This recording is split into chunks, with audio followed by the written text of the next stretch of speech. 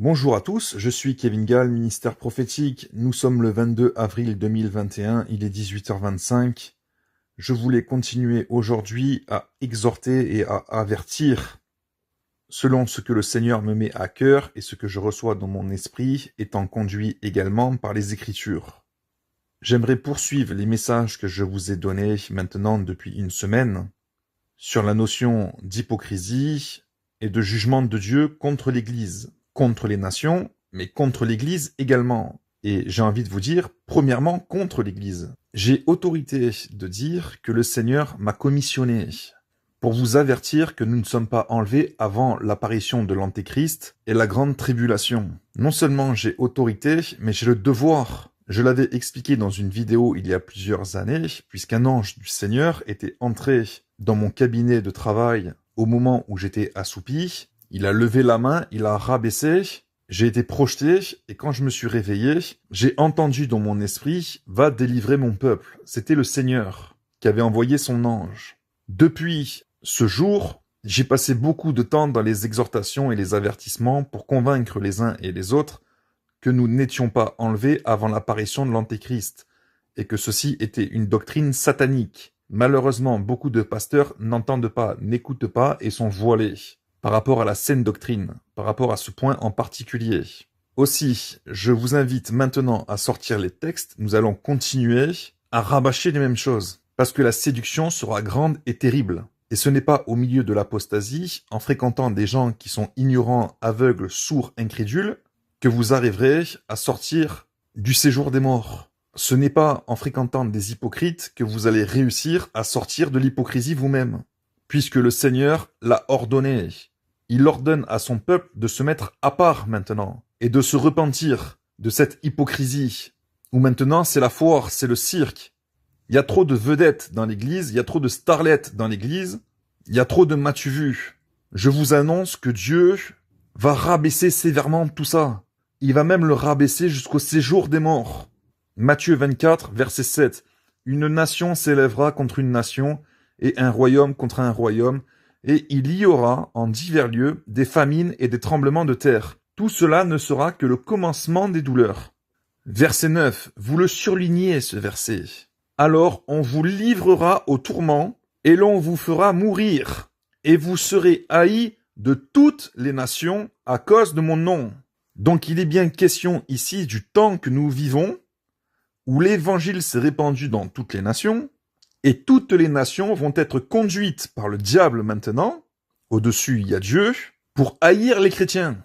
La déchristianisation du monde a commencé, mais ça va s'accentuer. C'est pour cela que le Seigneur parle d'une grande vague qui arrive, qui est bien plus grande que les petites vagues que nous avons rencontrées jusqu'à présent et que nous rencontrerons encore un petit peu demain. Je vous parle de la grande vague. C'est celle-là, la grande vague, que le Seigneur parle. Et il n'y aura pas d'enlèvement de l'église avant ça, je vous le dis. On vous livrera au tourment et l'on vous fera mourir. Il y a quelque chose qui est préparé contre l'église, contre les chrétiens. Et Dieu va permettre que les chrétiens soient livrés à cause de l'apostasie, à cause de la rébellion, à cause de la folie qu'on a dans toutes les églises des nations. Car c'est à cause de l'apostasie que Dieu livre à Satan. Et face à ce jugement, beaucoup de chrétiens vont renier la foi, vont renier le nom du Seigneur, vont renier le Christ. Ils feront comme Pierre, ils renieront le Maître. Ils diront « Je ne connais pas le Christ » ou « Je ne connais pas le frère ou la sœur qui est chrétienne ». Ils diront eux-mêmes qu'ils ne sont pas chrétiens et ils livreront leur frère en Christ, leur sœur en Christ, au pouvoir autoritaire qui sera mis en place, à la dictature qui sera mise en place, dont les lois seront anti-chrétiennes et dont la répression sera totale contre l'Église. Alors aussi plusieurs succomberont et ils se trahiront, se haïront les uns les autres. On peut penser que tout ça s'est arrivé en 70 après Jésus-Christ, quand les premiers chrétiens ensuite ils ont été persécutés, etc., etc. Mais la prophétie parle des derniers jours. Ici, plusieurs succomberont dans leur foi, face à la crainte, face à la menace et face au tourment. Beaucoup succomberont dans leur foi, beaucoup feront naufrage dans leur foi. Beaucoup renieront Jésus en temps de persécution. C'est pour ça que le Seigneur, il a insisté. Celui qui me reniera devant les hommes, je le renierai devant mon Père et devant les anges. Et que le Seigneur a insisté aussi en disant, celui qui persévérera jusqu'à la fin sera sauvé. La trahison. Les chrétiens vont se trahir. Beaucoup de chrétiens, plusieurs chrétiens, se trahiront, se haïront et se livreront. 1 Pierre chapitre 4, 17. Car c'est le moment où le jugement de Dieu, pour être clair, le jugement de Dieu va commencer par la maison de Dieu. Il n'est pas en train de parler du peuple juif. La maison de Dieu dans le Nouveau Testament, c'est même Pierre qui le disait, c'est l'édifice, c'est les chrétiens. Car c'est le moment où le jugement va commencer par la maison de Dieu. Or, si c'est par nous qu'il commence, quelle sera la fin de ceux qui n'obéissent pas à l'évangile de Dieu?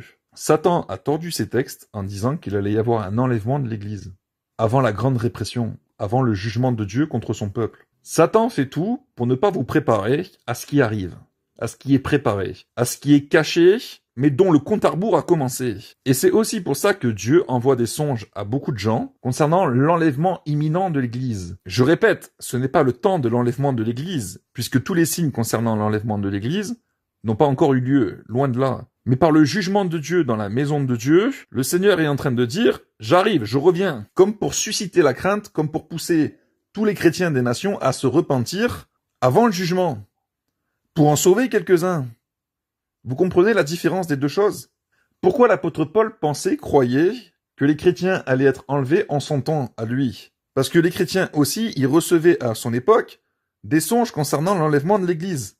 Parce que c'est une façon pour Dieu de garder les cœurs dans la crainte de Dieu et dans la sanctification. Quand Jésus dit « Je reviens bientôt », il a dit ça il y a plus de 2000 ans. Il est important de toujours veiller et prier, car le Seigneur peut tomber sur chacun d'entre nous n'importe quand, par la mort. Donc Dieu est clairement en train de montrer que son jugement commence par sa maison. Et ensuite, il va s'attaquer à toutes les nations, peuple juif compris. Or, si c'est par nous qu'il commence, quelle sera la fin de ceux qui n'obéissent pas à l'évangile de Dieu? Pierre est en train de dire que la colère de Dieu va se manifester par un jugement contre l'Église. À plus forte raison, ceux qui ne connaissent pas Christ et qui n'obéissent pas à l'évangile de Dieu seront châtiés par Dieu. Il est en train de dire, si Dieu est en colère contre son peuple, qu'est-ce que ça va être avec les impies? C'est ça qu'il est en train de dire, l'apôtre Pierre, que Satan vous cache par les faux docteurs, qui eux vous disent, ah, il va y avoir un grand réveil planétaire, un grand réveil, il y aura beaucoup plus de monde qui seront sauvés au ciel à la fin des temps. Mensonge! Jésus, l'Esprit de Jésus, leur dit à eux, hypocrites, c'est eux qui vous ferment les portes du royaume des cieux, parce qu'ils ne vous tiennent pas en alerte. Ils ne connaissent pas eux-mêmes le vrai Dieu. Ils disent qu'ils ont pour père le Christ, exactement comme les pharisiens disaient qu'ils avaient pour père Moïse. Et Jésus leur a dit, si vous aviez pour père Moïse, vous écouteriez Moïse. Et les apôtres et les prophètes actuels leur diraient, à ces faux pasteurs, si vous aviez Christ pour père, vous écouteriez le Christ, avec ses apôtres et ses prophètes. Verset 19, ainsi que ceux qui souffrent selon la volonté de Dieu, remettent leurs âmes au fidèle Créateur en faisant ce qui est bien. Ici, il y a une exhortation de Pierre pour les véritables chrétiens qui souffrent parce qu'ils se gardent intègres. Et il est en train de leur dire, ne vous lassez pas de faire le bien. Et quand le jugement de Dieu va tomber sur la maison de Dieu, remettez votre âme entre les mains de Dieu. Sans crainte, continuez de faire le bien. C'est ça qu'ils exhortaient, qu'ils disaient les apôtres constamment. Ils étaient constamment en train d'exhorter les chrétiens sur le jugement à venir. C'est ce que font les prophètes, les vrais prophètes. Ils n'étaient pas là en train de vous prêcher sur votre succès, sur vos gains financiers, ou à vous dire que vous allez être enlevés avant l'apparition de l'Antéchrist. Le Seigneur m'a conduit à un texte que je veux vous donner maintenant, parce que c'était conduit par le Saint-Esprit que je l'ai reçu, ce texte. Ésaïe chapitre 5, verset 13. C'est pourquoi mon peuple sera soudain emmené captif. Sa noblesse mourra de faim, et sa multitude sera desséchée par la soif. C'est pourquoi le séjour de mort ouvre sa bouche, élargit sa gueule outre mesure. Alors descendent la magnificence et la richesse de Sion, et sa foule, notez ici, bruyante et joyeuse. Bruyante et joyeuse. J'arrête pas de dire que des fois j'entends des ministères, j'écoute des prédications, j'écoute des concerts chrétiens, et je reçois dans mon esprit que c'est du bruit. Il y a des choses, ça me repousse. Car ce n'est pas ce qui est dit qui me repousse, c'est ce qui est dégagé. La corruption, l'hypocrisie, la mondanité. La foule est dite bruyante et joyeuse. Ça chante, ça chante, ça chante. Ça fait du bruit. Bla bla bla bla bla bla bla bla bla. Ça chante, ça chante, ça chante. Ça chante quoi? Il est question ici de ceux qui louent, qui adorent Dieu.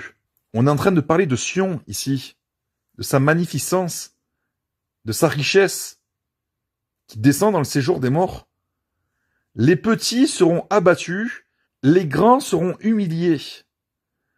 Ici, Dieu est en train d'avertir qu'il va humilier les grands, qu'il va rabaisser ceux qui se sont élevés, trop élevés, les stars, les vedettes, les idoles dans le peuple de Dieu. Les papes, il y a plus de papes chez les évangéliques que chez les catholiques. Que celui qui a des oreilles pour entendre, entende. Et les regards des hautains seront abaissés. L'Éternel des armées sera élevé par le jugement, et le Dieu saint sera sanctifié par la justice. Voici la parole de Dieu de ce jour, soyez bénis, au revoir.